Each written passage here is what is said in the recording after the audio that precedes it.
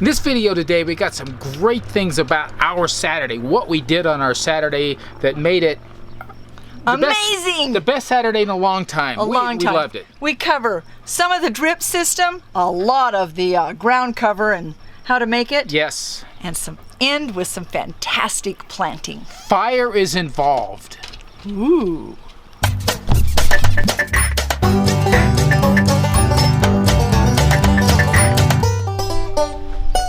Next steps are happening on the putting the garden together, and I wanted to bring you up to date. I had a lot to do yesterday as I was working on things, and so I didn't do any filming.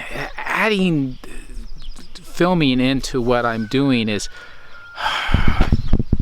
first of all, whole new line here. This is our bed number 1. And what I've put in here, it's my typical setup of I've got the ring that goes all the way around so that the pressure is equalized with the poly tubing, the 1/2-inch poly tubing that goes on around with the connector that's here for the hose to come into it. What you're seeing here, this is a little bit of a different setup than we've had in other places. So I have this gadget right here is actually a valve that can turn the water on and off to this 1/4-inch tubing that's right here. So just easy spin on and off. And this is 1/4-inch tubing. It comes up into this riser. This riser goes down into the ground to hold it steady, and the tubing clips into there. And then on top of this tubing, what I have are these sprayers. And windstorm yesterday seems to have moved things around a bit on me. Anyway, these sprayers that I have, these are what's called micro sprayers, and you can look at them from a couple of angles here, kind of get an idea of what you're looking at. This pattern is a rectangular pattern, and how far out it goes left and right and across depends on the water pressure. The way I have them set is it looks to me like the entire ground is being covered by the water pressure I have. If I find that it's not enough, I will add some more tubing and risers in here. And I didn't show you the process for doing this, but it's the typical, you get a punch that can punch a hole in here. This clips in place, and then this 1/4-inch tube just fits over the barbs that are on the sprayer as well as the valve that's here. I want to show how this little sprinkler system works. It's pretty cool. I want to see, hopefully you can see it. You see how they're coming out like little lines? That's how it's spraying. How far is the spans that it sprays? 6 by 10, but we make it small, right? That's so sweet. And we're doing the sprinkler system on the potatoes and the carrots because we are not putting them any cover on them. Wow, I love that, Jim. We are planting potatoes today. Planting. Not preparing the soil, planting. Come along. We're doing 3 different varieties, the reds, the Yukons, and russets.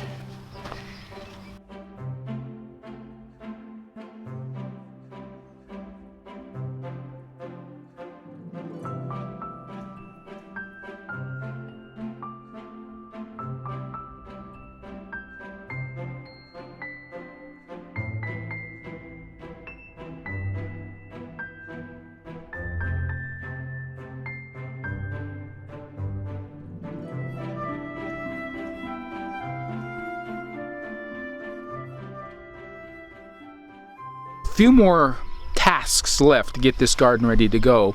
One of them is that we want to cover it. We have a ground cover, a heavy black ground cover, and so to plant with that on there, we obviously need holes in it. What we're electing to do is to do the hole, burn the holes in, because the way that these are woven together is that they tend to fray and become a mess, but if you burn them, it kind of seals them, and they'll be fine. So to burn it uniformly, it's good to have a template. So what I'm making is a template out of a board. It's going to be 30 inches wide and it's 4 foot long. Now the complicated part, most people build a template for each type of spacing layout that they need. I'm building a universal template. So what I have to do is when I'm burning, I have to know which one I'm burning for.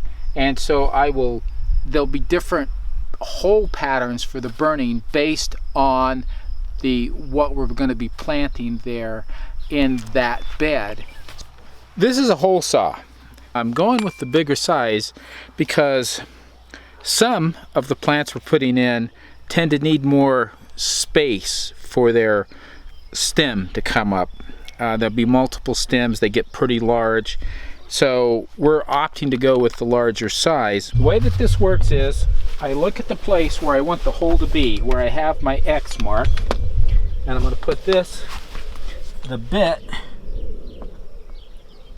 well, it's got this pilot bit, I didn't tell you this pilot bit that starts the hole first, and then as it gets drilled through, these engage. Now these are really aggressive, these teeth on this, and it being 4 inches like it is, it's pretty large. So you got to be careful, and that's why I'm doing my multi-speed so I can be slow. But then we'll put the hole through, and this is really thin wood, so it's not too big of a problem. Here we go.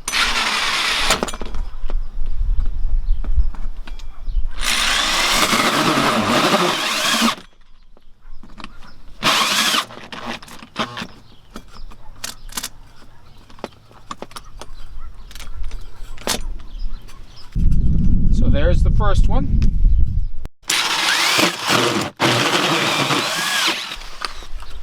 First row is done. Now I'm going to finish all of them in the same manner, and we will have a template that I can use for burning holes in my ground cover. Here's the finished template.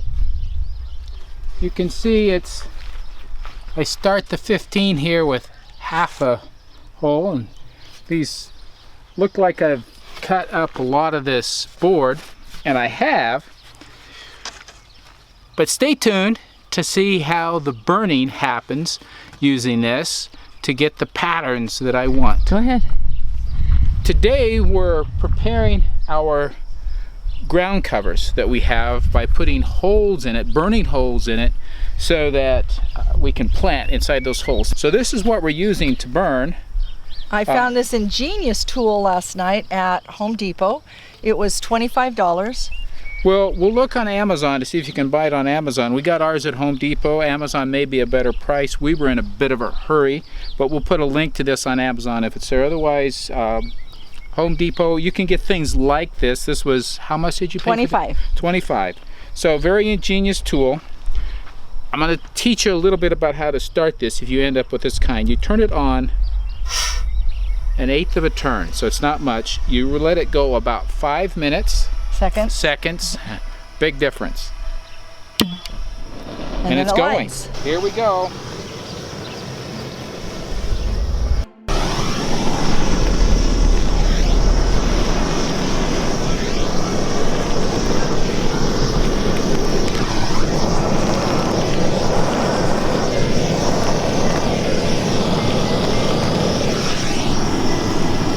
Much faster than I could cut it with scissors.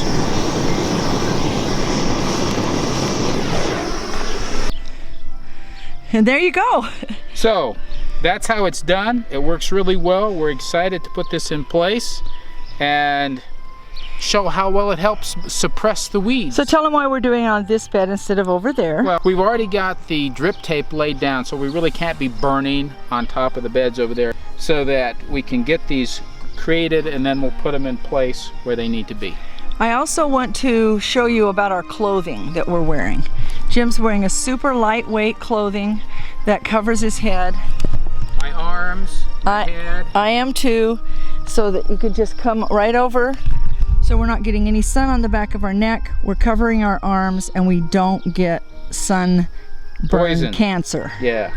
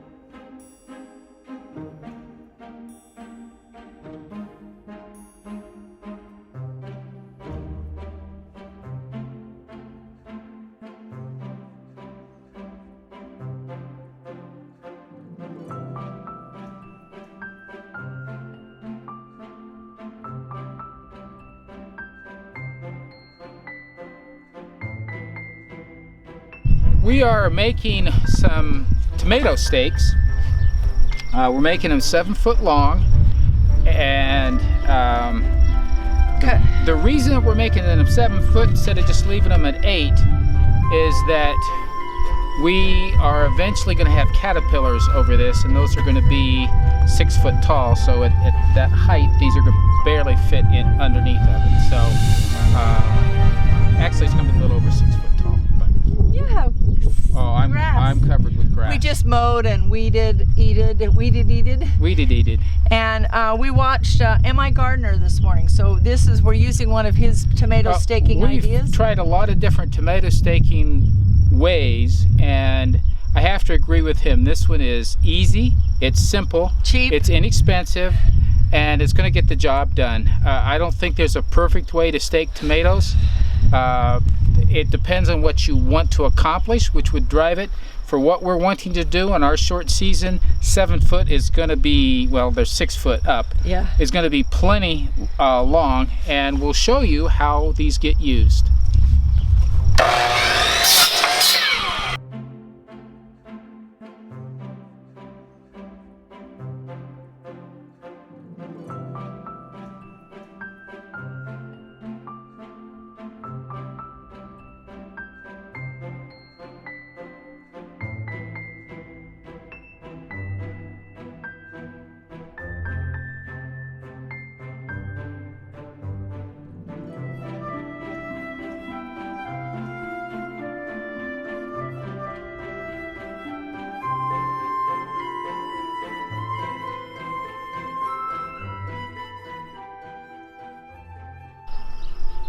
Here's a row to look at, starting at this end with the, get myself out of the,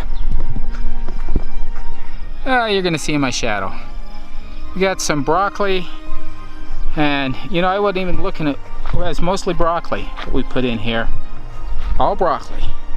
Went in here at this end. We have a blank area here, probably more tomatoes, but here you're seeing our tomatoes. There's tomatillos here. Oh, tomatillos are coming? Oh my goodness, Jim, we needed to plant those. Sweetie, we'll get them. We need 8 spaces. We've got enough. Okay. So here's the stake system that we're going to be using for our tomatoes. And you can see they're in here. These are all, well, the ones with the shorter stakes are determinate.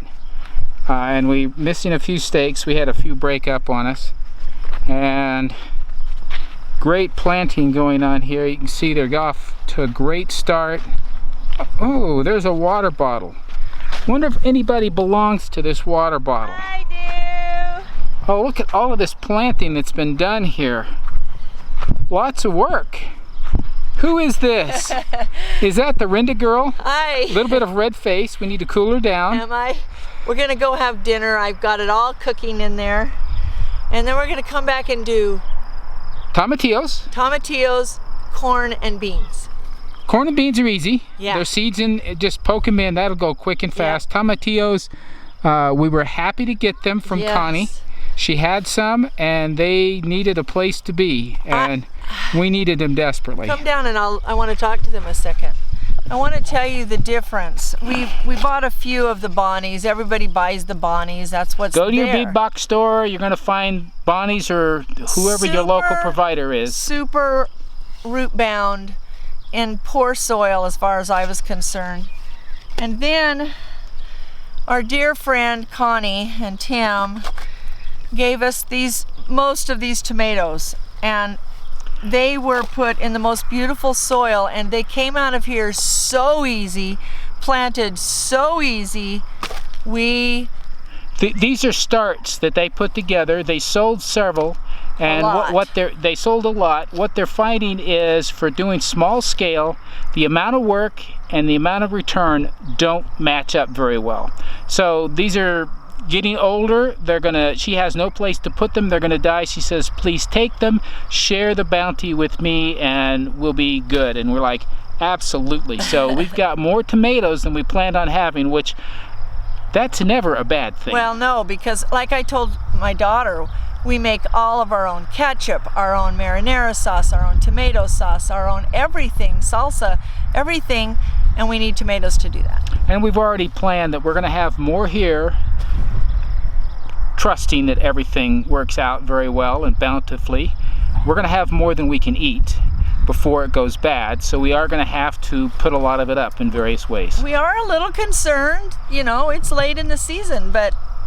Well, we had frost a week ago. Yeah, the last day of frost was a week ago. Yeah, so nothing I can do about that. This has been a good day. It's been a great day. The sun is slowly setting in the western sky. Very good. We're almost out of day here, and it's time to start thinking about sleeping. I shouldn't scratch my ear. You are a mess. This has been one of the best days. Productive day. We've been working towards being able to do this part of it.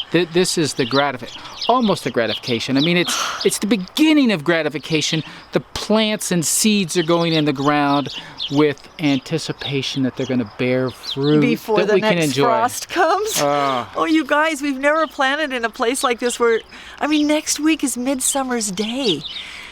And then it starts getting shorter days. So literally we are praying over our crops because we want them to grow. We do plan to do some season extension things. We would, if we had been here earlier, we would have done to make the season start sooner for us. We'd been better prepared, but we are going to have row covers, and then the plan is to have caterpillars over 3 rows, so 2 caterpillars here. So we'll extend the season a little bit. If we can get through the first few light frosts that go on and then take advantage of the fall days that are nice and sunny, we're gonna do parsnips, which stay in the ground. Some of the squash are carrots that need to have a first frost, Yeah. We don't know. It's totally an experiment. Okay.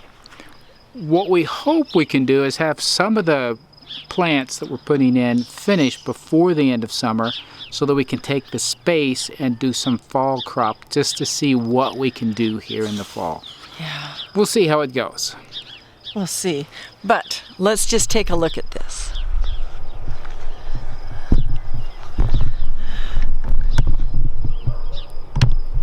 Those are the 3 rows that we've beds that we've put in together today.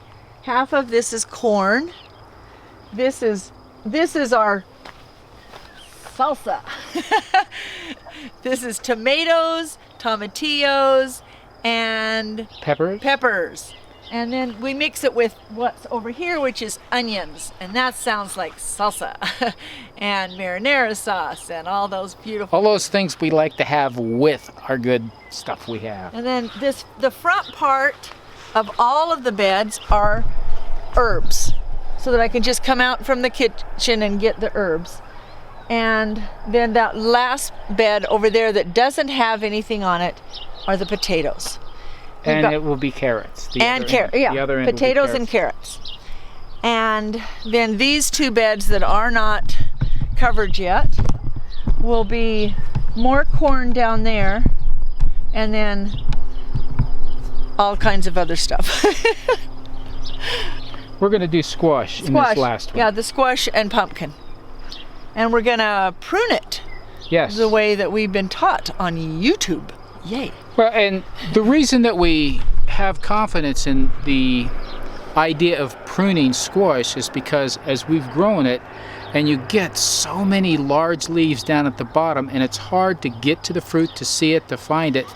And okay, harvesting, okay, so what? Turn back around. That puts better light on the subject. But knowing that they're going to get better airflow, which is going to diminish the chance of disease and make it easier for the pollinators to find the blossoms that are there. So what we are understanding here is that by doing that, we cut out a bit of the little rot that happens when they're right after they bloom. A lot of times they tend to rot, and that's because they're not getting enough of the pollination. And so, you know, live and learn. It makes sense to me. It goes along with what we've experienced, so we're going to give it a try. Certainly make harvesting a lot easier. Yes. 'Cause how often do you go out to get your squash and you've checked it and you come back the next day and here's one that you know you must have missed for the last 3 weeks because it is ginormous. It happens, right? Yeah. It always happens. So by having those bottom leaves that are no longer needed and they're starting to show some signs of problems, getting them out of there, you won't miss as much of your harvest. So this video started this morning. Yes. In fact, Jim may be showing some pictures of other yes. things. Okay. Yeah. So us wearing these clothes started this morning, like 6:30. Yeah. And it's 7:30 right now. Yep. And in the evening. Yeah, it hasn't been just an hour to get all this And we done. definitely took breaks. We went and visited friends. We went over to our storage room. We had good meals and sat down and rested. We watched part of Lion King and part of the track and field. So anyway, it's been a good day. I do have a little sun on my face, he tells me. Yes, you do. And a lot of dirt on my hands. So we're going to go shower now. Yeah, it's time to clean up, put it all away, and get ready for the Sabbath. So we, I just want to say that as we were planting, I was thinking, this is what it's all about. We talk about real food, and this is where it begins. Doing it on I say a it begins with the soil, so we got the soil pretty much ready. Yeah. But these are the next steps to get that real food happening. So. We're confident in this food. It's clean food. It comes from the right sources. It doesn't have anything on it that we don't want to eat. Yeah. Bye-bye.